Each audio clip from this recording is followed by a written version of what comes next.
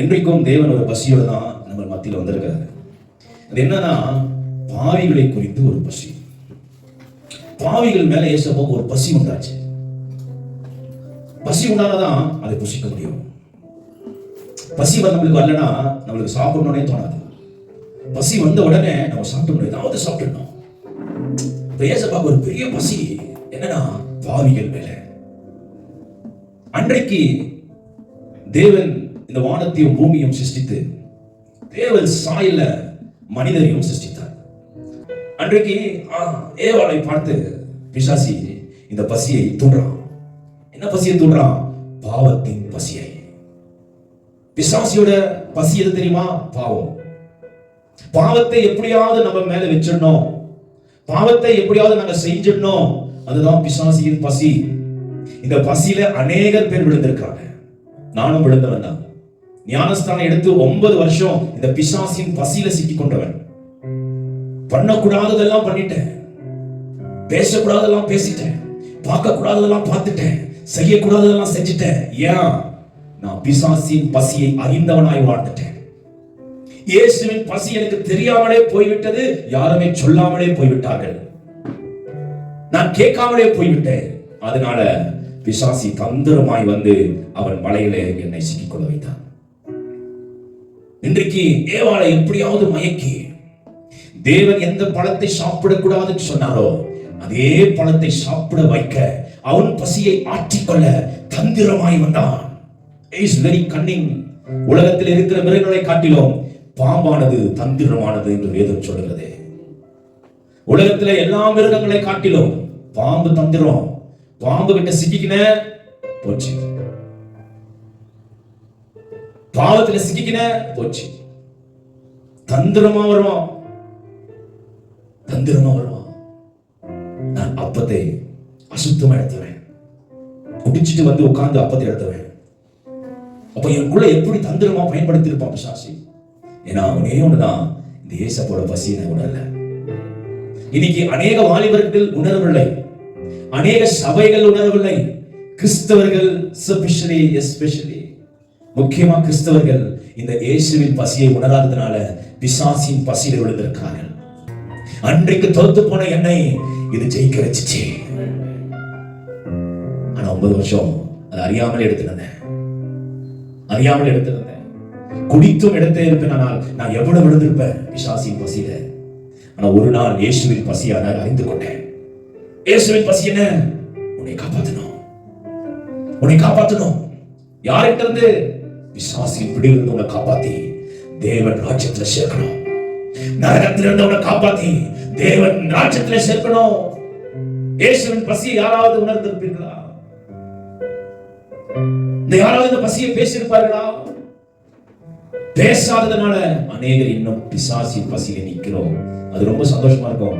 ஏன்னா உலகத்துல ரொம்ப ருசியான பழம், அது ரொம்ப ருசியான பழம். எல்லா பழத்தை காட்டிலும் அந்த பழம் ரொம்ப ருசிக்கும், ரொம்ப இனிக்கும், ரொம்ப நல்லா இருக்கும். அந்த பழத்தை யாராலையும் தள்ளவே முடியாது. ஆனா இந்த பழத்தை பார்த்தார்களானா, இந்த பழத்துக்கு ஒப்பு கொடுப்பார்களானா, இந்த பழத்துக்கு அவர்களே தன்னை தானே ஒப்பு கொடுப்பார்களானால் மாத்திரமே அந்த பழத்தை வெறுக்க முடியும். வெறுக்கணும், வெறுக்கணும். பிசாசின் பசியை வெறுக்கணும், இயேசுவின் பசியை சுவைக்கணும், ருசிக்கணும், அதுல சிக்கிக்கொள்ளணும். இயேசுப்பா கடைசி பந்தி சீஷர்களோட, இனியும் இந்த பந்தி நான் கூட செய்ய மாட்டேன், அங்க நீங்க வருவீங்க, பரலோக ராஜ்யத்துல நான் உங்களோட இந்த பந்தியில கலந்து கொள்ள போகிறேன். ஏன் சொல்லிட்டாரு தெரியுமா? நீங்க பரலோக ராஜ்யம் போற வரைக்கும் இயேசுவின் பசியை உணர்ந்து வாழணும். It is not only in the month. 2வது ஞாயிற்றுக்கிழமை போய் பந்தியில கலந்து கொண்டு 3வது ஞாயிற்றுக்கிழமை 4வது ஞாயிற்றுக்கிழமை 1வது ஞாயிற்றுக்கிழமை உலகமோ பாவமோ சிற்றமோ வாழ்ந்து வாரத்துல ஒரு நாளோ மாசத்துல ஒரு நாளோ போய் தொடுறதல்ல. தேவ ராஜ்யம் போற வரைக்கும் இயேசுவின் பசியை உணர்ந்து வாழணும். தேவ ராஜ்யம் போற வரைக்கும் பரிசுத்தமா வாழணும். தேவ ராஜ்யம் போற வரைக்கும் இயேசுக்காக வாழணும். ஓடுறதில்ல, கை கொடுக்கறதில்ல, அழைப்பை தூக்கி விசிறடிக்கிறதில்ல, தூக்கி விசிறடிச்சுவார் குப்பையில. எல்லாரோட சேர்ந்து நாயிடும். இயேசு இருதயத்தை புரிஞ்சு கொள்ளுங்க. இயேசு பசியை உணர்ந்து கொள்ளுங்க. இன்னைக்கு இயேசு பசியை பகிரங்கமாய் பேசாததுனால அநேக ஜனங்கள் பிசாசின் பசியில சிக்கிக் கொண்டிருக்கிறதை நீங்களே பார்ப்பீங்க. இன்னைக்கு ஒரு நீங்க சிறுக்கு சுமித்ராவை நிக்கிறானா, அது என்ன தெரியுமா? பிசாசின் பசி. பிசாசின் பசி பலிபீடத்தில் விதைக்கப்பட்டிருக்கு. பிசாசின் பசி சபைக்குள்ள விதைக்கப்பட்டிருக்கு. பிசாசின் பசி வீட்டுக்குள்ள விதைக்கப்பட்டிருக்கு. பிசாசின் பசி எனக்குள்ள விதைக்கப்பட்டிருக்கு. அதை எடுத்து போட, கழுவி போட இயேசு சிலுவையில் தொங்கினார். இயேசு சிலுவையில் தொங்கினது சும்மா நடிக்க நினைக்காதீங்க, ஒரு படம் பார்க்காதீங்க. அது உயிர். என் மனைவிக்காக நான் சிலுவைக்கு போக முடியுமா? என் பிள்ளைகளுக்காக சிலுவைக்கு போக முடியுமா? முடியாது. ஆனா உனக்காக எனக்காக ஒரே ஒருத்தர் இந்த உலகத்தில் பிறந்து வானத்தையும் பூமியையும் படைத்தவர், சிலுவைக்கு போய் எல்லா ரத்தத்தையும் சிந்தினவர் இயேசு. இப்படியாக நான் வாழ்ந்தேனா, என்ன போல ஒரு துரோகி இந்த உலகத்தில் யாருமே கிடையாது. இது அறியாமல் இதை தொடுவேனால் என்ன போல ஒரு பிசாசியோட உறவானவன் யாருமே தெரியாது. இந்த வழியை உணர்ந்திருப்பீங்களா? நானி இதற்குள்ள போய் இது வெளியே வந்துச்சான். கட்டைக்கும் வெளியே வந்துச்சானி. ஒருவர் அடிக்கும் தேவன் இருதயம் நின்று செத்து உயிரோடு எழுந்திருக்கும். முள்முடி நரம்பை குத்துச்சான். ஒருவர் வலிக்கும் தேவன் இப்படி கதறிப்பார். காய் துப்பினார்களாம் மூஞ்சி மேல. தெரியுமா?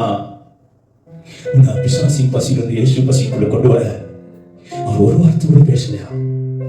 அதே என் மேல யாருன்னா துப்பிட்டாங்கண்ணா, ஏதாவது கோபமா பேசிட்டேனா, இவங்கடா பேசுறதுல போற ஆட்கள் அநேகர் இந்த சபைக்குள்ள. ஆனா இயேசுவை துப்பும்போது தொழிக்க கூட இல்லமா, தொழிக்க கூட முடியல, கை கட்டிட்டு இருந்தாங்க. எச்சைகளாய் விழுந்தது. உன்னை படைத்தவரு மன்னா உன்னை மிதிச்சுன்னு போயிருந்தாங்க, அவனை தூக்கி உருவாக்கி வைத்திருக்கிறார். நீ அவரை காய்த்து விட்டு போறிய.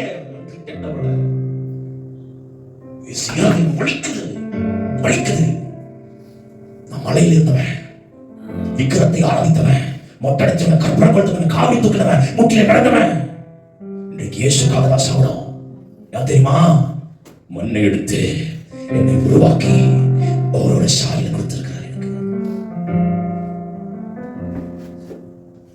நான் இப்படி பேசுறதா இருக்க முடியாது. ஆனா எங்க அப்பா பிடிக்கும். யாரு கேட்டாலும் கேட்கலாம், எங்க அப்பா கேட்கிறாரு. யோவான் கத்தினார், மனத்திரும்புங்கள், தேவராஜ்யம் சமயமா இருக்கு.